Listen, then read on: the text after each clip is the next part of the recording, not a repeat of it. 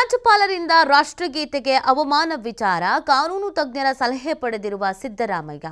Professor Ravi Varma Kumar ನಿವೃತ್ತ ನ್ಯಾಯಾಧೀಶರು high court ರಾಜ್ಯ ಕಾನೂನು ಇಲಾಖೆ ಕಾನೂನು ವಿವಿಗಳಿಂದ ಸಲಹೆ ಪಡ್ಕೊಂಡಿದ್ದಾರೆ.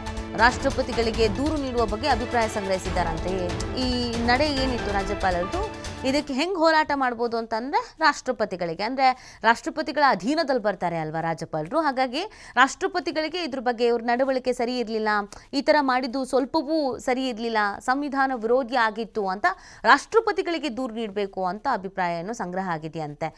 ಇವ್ರನ್ನ ವಾಪಸ್ ಕರೆಸ್ಕೊಳ್ಳಿ, ನೀವು ಈ ನಮ್ಮ ರಾಜ್ಯಕ್ಕೆ ಇವ್ರು ಬೇಡ ಅಂತ ಒತ್ತಾಯವನ್ನು ಮಾಡಬೇಕು ಅಂತ ಈಗ ಪ್ಲ್ಯಾನ್ ಮಾಡ್ಕೊಂಡಿದ್ದಾರೆ ಅಂತ. ರಾಷ್ಟ್ರಗೀತೆಗೆ ಅಪಮಾನ ಮಾಡಿದರೆ ಹೋಗ್ಬೋದು, 176 ವಿಧಿಯ ಉಲ್ಲಂಘನೆ ಮಾಡಿದರೆ ಮನವಿ ಮಾಡಬಹುದು. ಕೆಲವರಿಂದ ಸಾಂವಿಧಾನಿಕ ಸಂಘರ್ಷ ಬೇಡ ಅಂತ ಅಭಿಪ್ರಾಯ ಇದೆ. ಬೇಡ, ಇದೊಂಥರ ಸಾಂವಿಧಾನಿಕ ಸಂಘರ್ಷ ಆಗುತ್ತೆ, ಬುಪ್ಪಿಡಿ ಅಂತಲೂ ಇದೆಯಂತೆ.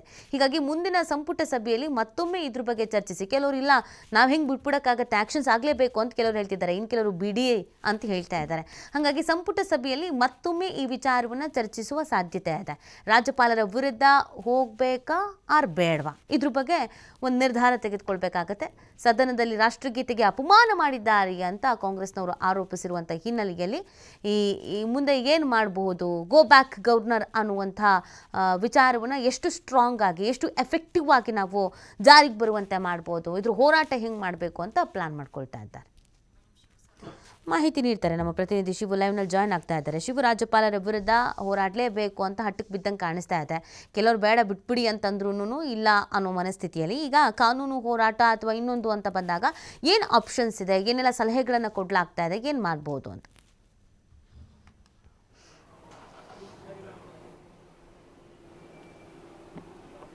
ನೀತಿ ಸದನದಲ್ಲಿ ರಾಜ್ಯಪಾಲರು ನಡೆದುಕೊಂಡಂತಹ ರೀತಿ ರಾಷ್ಟ್ರಗೀತೆಗೆ ಅಪಮಾನವನ್ನು ಮಾಡಿದ್ದಾರೆ ಅನ್ನುವಂತಹ ಕಾರಣದ ಹಿನ್ನೆಲೆಯಲ್ಲಿ ಗೋಬ್ಯಾಕ್ ಗವರ್ನರ್ ಅನ್ನುವಂತಹ ಅಭಿಯಾನವನ್ನು ಶುರು ಮಾಡೋದಕ್ಕೆ ಈಗ ಕಾಂಗ್ರೆಸ್ ನಾಯಕರು ನಿರ್ಧಾರವನ್ನು ತೆಗೆದುಕೊಳ್ತಾ ಇದ್ದಾರೆ.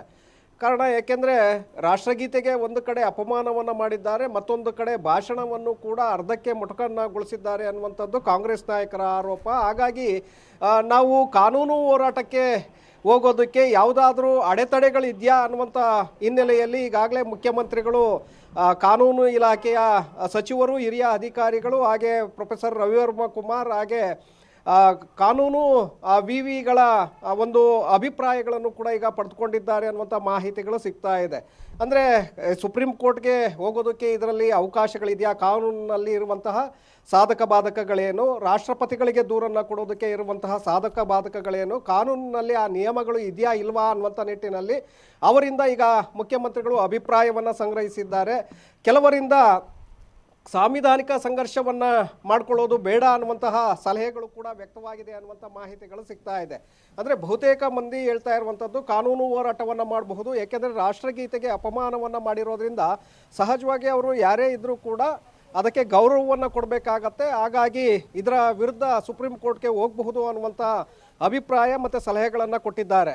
ಇನ್ನು ಕೆಲವರು ರಾಜ್ಯಪಾಲರ ಜೊತೆ ಸಾಂವಿಧಾನಿಕ ಸಂಘರ್ಷವನ್ನು ಮಾಡಿಕೊಳ್ಳೋದು ಸರಿಯಲ್ಲ ಅನ್ನುವಂಥ ಸಲಹೆಗಳನ್ನು ಕೂಡ ಮುಖ್ಯಮಂತ್ರಿಗಳಿಗೆ ಕೊಟ್ಟಿದ್ದಾರೆ. ಹಾಗಾಗಿ ಮುಂದಿನ ಕ್ಯಾಬಿನೆಟ್ ಸಭೆಯಲ್ಲಿ ಇದರ ಬಗ್ಗೆ ಚರ್ಚೆಯನ್ನು ಮಾಡಿ ಅಂತಿಮವಾಗಿ ಸಚಿವರ ಒಂದು ಅಭಿಪ್ರಾಯಗಳನ್ನು ಕೂಡ ಪಡೆದು, ಯಾಕೆಂದರೆ ಕಾನೂನು ಇಲಾಖೆ ಅಧಿಕಾರಿಗಳು ಮತ್ತು ಈಗ ಕಾನೂನು ವಿವಿಯಿಂದ ಪಡೆದುಕೊಂಡಿರುವಂಥ ಮಾಹಿತಿಗಳನ್ನು ಆಧರಿಸಿ ಸಂಪುಟ ಸಭೆಯಲ್ಲಿ ಅದರ ಬಗ್ಗೆ ಚರ್ಚೆಯನ್ನು ಮಾಡಿ ಮುಂದೆ ನಾವು ಸುಪ್ರೀಂ ಕೋರ್ಟ್ಗೆ ಹೋಗಬೇಕಾ ಅಥವಾ ರಾಷ್ಟ್ರಪತಿಗಳಿಗೆ ದೂರನ್ನು ಕೊಡಬೇಕಾ ಅನ್ನುವಂಥ ನಿರ್ಧಾರವನ್ನು ಅವತ್ತು ತೆಗೆದುಕೊಳ್ಳಲಾಗತ್ತೆ ಅನ್ನುವಂಥ ಮಾಹಿತಿಗಳು ಈಗ ಸಿಗ್ತಾ ಇದೆ. ಹಾಗಾಗಿ ಮುಖ್ಯಮಂತ್ರಿಗಳು ಎಲ್ಲ ಮಾಹಿತಿಗಳನ್ನು ಕೂಡ ಈಗ ಸಂಗ್ರಹಿಸಿದ್ದಾರೆ ಅನ್ನುವಂಥ ಮಾಹಿತಿಗಳಿರೋದ್ರಿಂದ ಒಂದು ಕಡೆ ರಾಜ್ಯಪಾಲರನ್ನು ವಾಪಸ್ ಕರೆಸ್ಕೊಳ್ಳಿ ಅನ್ನುವಂಥ ನಿಟ್ಟಿನಲ್ಲಿ ರಾಷ್ಟ್ರಪತಿಗಳಿಗೆ ಮುಖ್ಯಮಂತ್ರಿಗಳು ಕೂಡ ಪತ್ರವನ್ನು ಬರೆಯಲಿದ್ದಾರೆ ಅನ್ನುವಂಥ ಮಾಹಿತಿಗಳು ಸಿಗ್ತಾ ಇದೆ.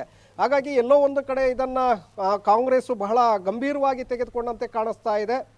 ಸೊ ಹಾಗಾಗಿ ರಾಜ್ಯಪಾಲರನ್ನು ನೀವು ವಾಪಸ್ ಕರೆಸ್ಕೊಳ್ಬೇಕು ಅಂತೇಳಿ ಕೇಂದ್ರ ಸರ್ಕಾರ ಮತ್ತು ರಾಷ್ಟ್ರಪತಿಗಳ ಮೇಲೂ ಕೂಡ ಒತ್ತಡವನ್ನು ಹಾಕೋದಕ್ಕೆ ಚಿಂತನೆಯನ್ನು ಮಾಡ್ತಾ ಇದೆ. ಸಂಪುಟ ಸಭೆಯಲ್ಲಿ ಇದರ ಬಗ್ಗೆ ಚರ್ಚೆಯನ್ನು ಮಾಡಿ ನಂತರ ಇದರ ಬಗ್ಗೆ ಅಂತಿಮವಾಗಿ ತೆಗೆದುಕೊಳ್ಬೇಕಾ ಅಥವಾ ಹೋರಾಟವನ್ನು ಮಾಡಬೇಕಾ ಅಥವಾ ಬಿಡಬೇಕಾ ಅನ್ನುವಂಥ ನಿರ್ಧಾರವನ್ನು ತೆಗೆದುಕೊಂಡು ನಂತರ ಮುಂದಿನ ನಡೆಯನ್ನು ಸರ್ಕಾರ ಅನುಸರಿಸಲಿದೆ. ನೀತಿ. ಓಕೆ, ಥ್ಯಾಂಕ್ ಯು ಶಿವು, ತಮ್ಮ ಡೀಟೇಲ್ಸ್ಗಾಗಿ.